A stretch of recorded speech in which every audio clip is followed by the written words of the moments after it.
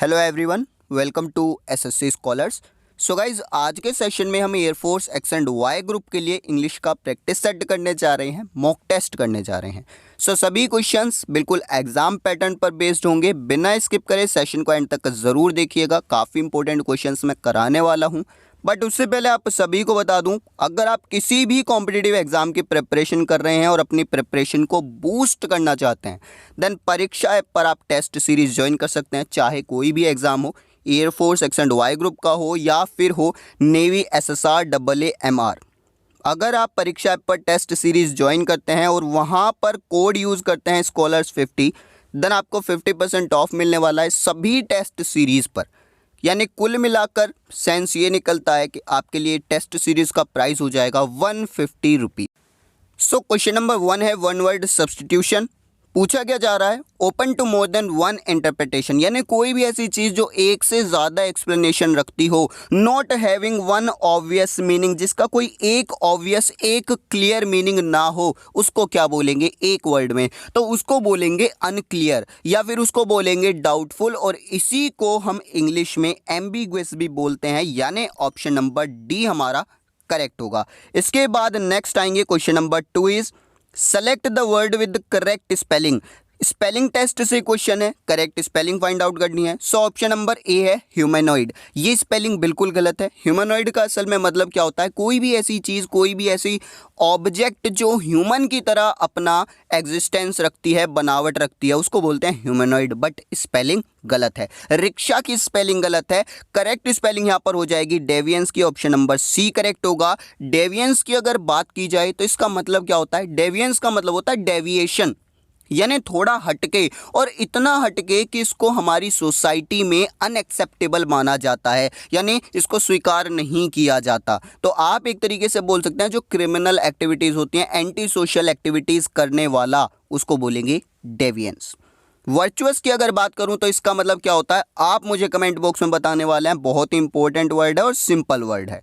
Next question number 3 is select the antonym of vibrant. Vibrant का antonym बताना यानी opposite बताना है। तो सबसे पहले आपको वाइब्रेंट का मतलब पता होना चाहिए। वाइब्रेंट का मतलब है एक्टिव। आप जानते हो आपके स्मार्टफोन में वाइब्रेशंस होती हैं, यानी आपका फ़ोन क्या करता है, हिलना स्टार्ट करता है, हिलता रहता है जब वाइब्रेशंस होती हैं। तो वाइब्रेंट का मतलब वही है, कोई भी ऐसा पर्सन जो एक जगह ना रुके, बहुत ही एक्टिव हो, पल्सेटिंग हो या फुर्तीला हो। पल्स आप जानते हो किस तरीके से चलती है, कभी ऊपर कभी नीचे, तो वो वाइब्रेंट कहा जाएगा। अपोजिट इसका क्या हो जाएगा भाई, कोई भी ऐसी चीज़ जो एक्टिव नहीं है, एकदम फीकी चीज़ जो फुर्तीली नहीं है, और आप उसको इंग्लिश में क्या बोलेंगे, इंग्लिश में आप उसको बोलेंगे ड्रैब, यानी ऑप्शन नंबर ए करेक्ट होगा। गॉडी की अगर मैं बात करूं तो इसका मतलब होता है भड़कीला। विविड की अगर बात की जाए तो मतलब होता है उज्जवल या फिर चमकीला, एकदम शाइनी, ब्राइट। सेम जैजी का भी मतलब होता है ब्राइट। देन क्वेश्चन नंबर 4 आपका फिलर से है। पूछा क्या गया है, if you are caught using a calculator in the exam then it will be dash, यानी यदि एग्जाम में तुम्हें कैलकुलेटर यूज करते हुए पकड़ा गया तो क्या किया जाएगा कैलकुलेटर के साथ, देन इट विल बी। तो आप जानते हो एग्जाम में कैलकुलेटर ले जाना मना होता है, और अगर आप फिर भी लेकर गए हैं तो कैलकुलेटर जब्त कर लिया जाएगा, सीज कर लिया जाएगा। और जब्त करना या सीज करना, इसी को इंग्लिश में बोलते हैं कॉन्फिस्केट करना। अब यहाँ पर क्वेश्चन ये बनता है, ऑप्शन नंबर बी आएगा या सी आएगा। तो ग्रामर के पॉइंट ऑफ व्यू से एक पॉइंट बताता हूँ, नोट कर लीजिए कि भाई बी के बाद हमेशा वर्ब की थर्ड फॉर्म का यूज़ किया जाता है, यानी यहाँ पर अगर बात की जाए तो ऑप्शन नंबर बी करेक्ट होगा, confiscated. Clear. Then next question is question number 5 आपका है डायरेक्ट इनडायरेक्ट स्पीच से। सेंटेंस बोला गया है, please don't hit me, Rita said to the attacker. Please आ गया, यानी रिक्वेस्ट की जा रही है। तो एक चीज़ क्लियर है, आपका जो सेंटेंस बनेगा इनडायरेक्ट में, उसमें या तो प्लेडेड आएगा या फिर बैग्ड आएगा, टोल्ड नहीं आ सकता। ऑप्शन नंबर बी गलत हो गया। बचा आपके पास ए, सी और डी। अब इनमें से आपको चूज करना है। तो दूसरा पॉइंट आप याद रखिए कि भाई यहाँ पर प्लेडेड या बैग्ड के बाद में विद भी नहीं आता, यानी डी भी गलत हो गया। बचा क्या, ए और सी, दोनों में डिफरेंस क्या है? तो यहाँ पर आया अटैकर टू नॉट टू, और यहाँ पर आया है सिर्फ नॉट टू। तो मैं आपको बता दूं क्वेश्चन नंबर 5 के अंदर आपका ऑप्शन नंबर सी करेक्ट होगा। Rita begged the attacker not to hit her. Clear, यहाँ पर ये गलत हो जाएगा, ये सीक्वेंस नहीं होता। इसके बाद नेक्स्ट क्वेश्चन नंबर 6 क्या कहता है, select the synonym of dignity. Dignity का सिनोनिम बताना है, यानी एक ऐसा वर्ड जो सेम इसके सिमिलर मीनिंग रखता हो। डिग्निटी का मतलब आप जानते हो, डिग्निटी का मतलब होता है आपका प्रतिष्ठा, आपका नेम, फेम, आपकी ग्लोरी, और उसी को हम इंग्लिश में और क्या बोलते हैं, उसी को बोलते हैं डिसेंसी, यानी ऑप्शन नंबर ए यहाँ पर करेक्ट होगा। अगर मैं बात करूँ इमोरल की, तो इमोरल का मतलब क्या होता है, अनैतिक होता है, और इसके लिए एक बहुत ही इंपॉर्टेंट, बहुत ही इंटरेस्टिंग वर्ड यूज किया जाता है, फ्रेल। क्लियर। चैग्रीन की अगर बात की जाए तो चैग्रीन का मतलब होता है चिढ़ाना या फिर तंग करना। प्राइमेसी का मतलब आप मुझे बताने वाले हैं कमेंट बॉक्स में, ये क्वेश्चंस आपके लिए हैं। इसके बाद नेक्स्ट डायरेक्शन 7 to 8 आपका है error spotting. So question number 7 is Indian defence forces fought the enemy till the last soldier was standing. यहाँ पर अगर एरर की बात की जाए तो एरर आपका ए पार्ट में होगा, यानी ऑप्शन नंबर ए करेक्ट होगा। और एरर क्या है, तो भाई इंडियन डिफेंस फोर्सेस से पहले आपको आर्टिकल द का यूज करना होगा, ये आर्टिकल से क्वेश्चन बना है। इसके बाद सेम क्वेश्चन नंबर 8 में भी एरर स्पॉट करना है। सो क्वेश्चन क्या कहता है, the landlord could not tell which of the servant broke the glass. यानी मीनिंग क्या निकल रहा है, भाई मकान मालिक यह नहीं बता सकता कि कांच नौकरों में से किसने तोड़ा है या किस नौकर ने तोड़ा, नहीं बता सकता। सो अगर बात की जाए यहाँ पर एरर की, तो ऑप्शन नंबर बी करेक्ट होगा, क्योंकि बी पार्ट में एरर है। और एरर क्या है, तो विच ऑफ द सर्वेंट नहीं आएगा, यहाँ पर आएगा विच ऑफ द सर्वेंट्स, यानी सर्वेंट की जगह सर्वेंट्स आएगा। प्लूरल वर्ड हमें यहाँ पर यूज करना है, प्लूरल नाउन हमें यहाँ पर यूज करनी होगी। इसके बाद next question number 9 is dash and my younger brother went to the movies all by ourselves. आप जानते हो यहाँ पर आपको फिलर फिल करना है, और यहाँ पर ये सब्जेक्ट के तौर पर इस्तेमाल किया गया है, सब्जेक्ट के प्लेस पर, यानी सब्जेक्टिव केस आना चाहिए। और सब्जेक्टिव केस मुझे यहाँ पर ऑप्शंस में सिर्फ एक दिख रहा है, आई सब्जेक्टिव केस है, फर्स्ट पर्सन प्रोनाउन है, तो ये यहाँ पर आ सकता है। अगर मैं बात करूँ माइन की, तो माइन यहाँ पर पजेसिव केस है। माई सेल्फ की अगर मैं बात करूँ तो ये क्या है, रिफ्लेक्सिव केस है। तो ये सभी नहीं आ सकते, सब्जेक्ट के तौर पर इस्तेमाल करना है तो सब्जेक्टिव केस आई यहाँ पर यूज किया जाएगा। देन डायरेक्शन नंबर 10 के लिए क्या दे रखी है, आपको यहाँ पर सेंटेंस को रीअरेंज करना है। PQRS वाले क्वेश्चंस आपको मिले, तो यहाँ पर क्या हो जाएगा, आपका ऑप्शन नंबर सी करेक्ट हो जाएगा, RPQ स्ट्रक्चर होगा। कैसे, the truth about these, truth about these आगे आप यूज करेंगे डिसफंक्शनल डाउन स्केल कम्युनिटीज। तो हुआ क्या कि भाई ये जो दो वर्ड्स यूज किए गए हैं, ये कम्युनिटीज के बारे में बताने के लिए यूज किए गए हैं, ये कम्युनिटीज के लिए एडजेक्टिव हैं। तो the truth about these dysfunctional down scale communities is that they deserve to die. सम कंप्लीट सेंटेंस आपका बन गया। क्लियर। इसके बाद क्वेश्चन नंबर 11 क्या कहता है, वन वर्ड सब्स्टिट्यूशन से क्वेश्चन है।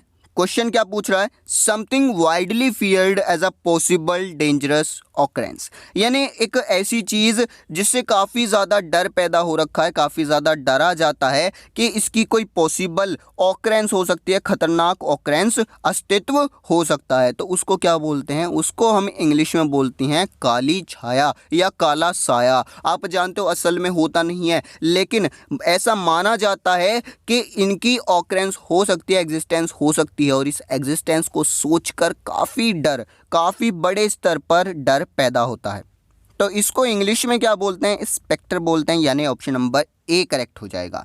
अगर मैं बात करूं बेगाइल की, तो बेगाइल का मतलब होता है ठगना या फिर धोखा देना। और किस तरीके से धोखा देना, कि आप क्या कर रहे हैं, सामने वाले पर्सन की खूब प्रशंसा कर रहे हैं, खूब बड़ाई कर रहे हैं, तारीफ कर रहे हैं, लेकिन पीठ पीछे आपका इरादा कुछ और है, उसको ठगने का, उसको धोखा देने का, चीट करने का, उसको बोलते हैं बेगाइल।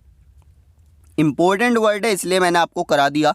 Then number 12 is choose the synonym of deficit. Deficit का मतलब बताना है, सिनोनिम बताना है। तो डेफिसिट का मतलब होता है शरीर से निकालना, कोई भी चीज़ सिक्रीट कर देना या फिर एक्सक्रीट कर देना। जैसे आप सुबह सुबह मॉर्निंग में करते हैं, शरीर से कोई भी चीज़ निकालना, एक्सक्रीट करना, उसको बोलते हैं डेफिसिट। अब इसका सिनोनिम क्या हो जाएगा? तो सिनोनिम मैंने जैसा कहा सीक्रेट यहाँ पर हो जाएगा, ऑप्शन नंबर डी करेक्ट होगा। अगर बात की जाए अदर ऑप्शंस की, तो शेफ का मतलब क्या होता है? भूसा या फिर चोकर, जो पशु खाते हैं। आपके घर में अगर गाय या भैंस है तो उनके लिए ये खाना होता है, उसको इंग्लिश में बोलते हैं शेफ। क्वेंच की अगर बात की जाए तो क्वेंच का मतलब होता है शांत करना या किसी भी बात को दबाना। इंजेस्ट का मतलब होता है शरीर के अंदर लेना, भोजन डालना, ठीक है, किसी भी चीज़ को निकलना। तो इंजेस्ट का मतलब अंदर लेना और डेफिसिट या सीक्रेट का मतलब होता है बाहर निकालना। देन क्वेश्चन नंबर 13 आपका एक्टिव पैसिव से है।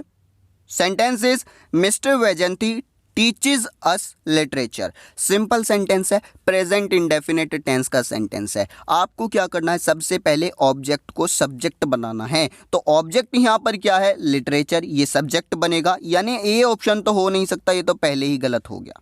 बी, सी और डी में से आपको चूज करना है। भाई आप जानते हो अगर प्रेजेंट इंडेफिनिट टेंस है तो बीइंग का यूज नहीं होगा, क्योंकि बीइंग कहाँ पर आता है? कंटिन्यूअस टेंस में आता है। बचा क्या आपके पास? ऑप्शन नंबर डी, यही आपका आंसर हो जाएगा। भाई मैंने आपको पहले ही बता रखा है, अगर एलिमिनेशन मेथड यूज करोगे तो सिलेक्शन पाओगे, और अगर सिलेक्शन मेथड यूज करोगे तो एलिमिनेट हो जाओगे। तो डिपेंड आप पर करता है, आपको सिलेक्शन लेना है या एलिमिनेशन लेना है। The number 14 is select the antonym of deep seated. Deep seated का एंटोनिम बताना है, अपोजिट बताना है। डीप सीटेड बिल्कुल सिंपल सा वर्ड है, जैसा कि पता चल रहा है गहरा बैठा हुआ। भाई कोई भी चीज़ आपके मन में बिल्कुल गहराई में बैठ चुकी है, परमानेंटली स्टेब्लिश हो चुकी है, स्टेबल हो चुकी है, उसको बोलेंगे डीप सीटेड। अपोजिट क्या हो जाएगा? भाई कोई भी ऐसी चीज़ जो आपके मन में परमानेंटली स्टेब्लिश नहीं है, बिल्कुल टेम्पररी है। क्लियर? स्टेबल नहीं है, टेम्पररी है, आप जब चाहो उसको निकाल के बाहर फेंक सकते हो। तो उसी को हम इंग्लिश में क्या बोलेंगे? इंग्लिश में उसको क्या बोलेंगे? हम टेम्पररी बोलेंगे। ऑप्शन नंबर बी करेक्ट होगा। अगर मैं बात करूं क्रॉनिक की, तो क्रॉनिक डीप सीटेड का सिनोनिम हो जाएगा, क्योंकि क्रॉनिक का भी मतलब होता है स्थायी या फिर पुराना। कोई भी आपको पुरानी बीमारी है हम बोलते हैं क्रॉनिक डिजीज, या कोई परमानेंट बाय बर्थ आपको बीमारी है उसको हम बोलते हैं क्रॉनिक डिजीज। अगर मैं बात करूं इनब्रेड की, तो इसका मतलब क्या होगा? जन्मजात या फिर जन्म से। सबकॉन्शियस का आप मुझे बताने वाले हैं मीनिंग क्या होगा कमेंट बॉक्स में। इसके बाद नेक्स्ट क्वेश्चन नंबर 15 आपका ईडियम एंड फ्रेज से है। एंड ईडियम क्या पूछा गया है? Zero tolerance. जीरो टॉलरेंस का मतलब क्या होगा? तो भाई एक चीज़ याद रखो, ईडियम फ्रेज का मीनिंग कभी भी उस ईडियम से बिल्कुल मिलता जुलता नहीं होगा।